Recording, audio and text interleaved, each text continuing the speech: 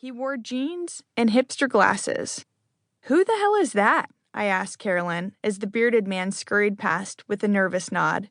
"He looks like a stowaway." "One of those profs they brought along. I think Afghani tribal culture is his specialty." Unbeknownst to me and a few of the other nuggets, or aviators, on their first deployment, before we left Virginia Beach, 6 civilian guests joined us on the bush.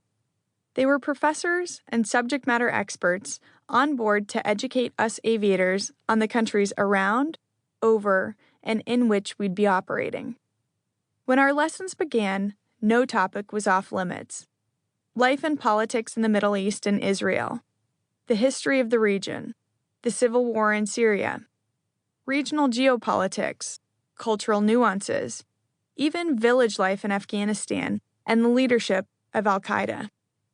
They were excellent teachers, and listening to them speak, I could almost taste the kebabs.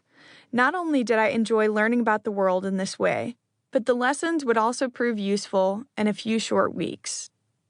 In addition to these scholarly briefings, we refreshed our knowledge of survival, escape, rescue, evasion, or SEER, and devised personal survival and evasion plans in the event that we went down in combat. Helping us in this effort was a foreign-ranking officer named Lord. A commando turned Harrier pilot turned F-18 pilot, Lord had been training with our squadron, and when it came time for SEER plans, he was the first to weigh in, detailing how he, a snake eater turned pilot, would take on the Taliban. Right.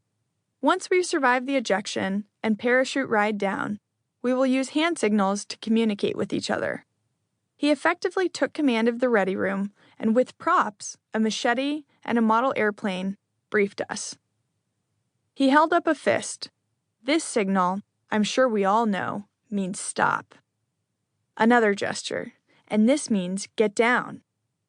Not knowing we'd all recently refreshed our pistol qualifications, he then went on to passionately detail the marksmanship techniques we would use with our weapons should we find ourselves on the ground with the enemy closing in. Once we run out of bullets, we can use this. He brandished the oversized knife he carried when he flew. And when our knives dull, which is to be expected when penetrating the enemy's flesh, we will use our bare hands. He held up his pasty hands. Look at them. They are weapons you shan't ignore. Will you also use your accent to kill any terrorists? I thought. Along with the rest of my squadron mates, I suppressed smiles and snickers, knowing that if I was lucky enough to survive an ejection at 20,000 feet in Afghanistan, I would likely break most bones in my body upon landing.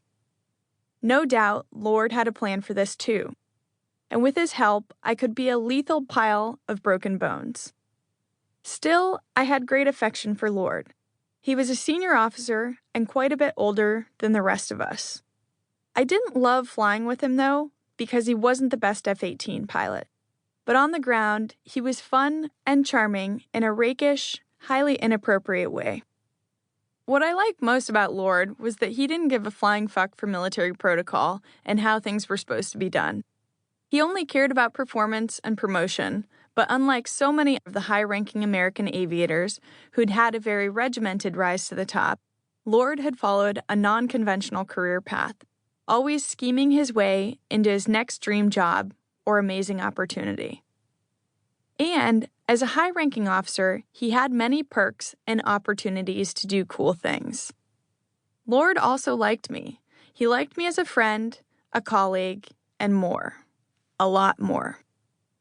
We hadn't known each other all that long, but one afternoon when practicing airborne tanking, Lord suddenly switched off the cockpit voice recorder. "You know, Caroline," he said over the communication system, "what about coming overseas?" "What?" I asked.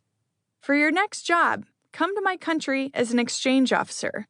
That way, you could have it all, an awesome job in the city, and you could go to business school on the side." "Well," I replied, "that does sound pretty awesome." He went on, "I'll help you find an apartment. I'll leave my wife and daughter, and you and I—" "You're what?" I cut him off. Whoa, Lord, stop. You have a family?" "Naturally." His words hit like a punch to my solar plexus.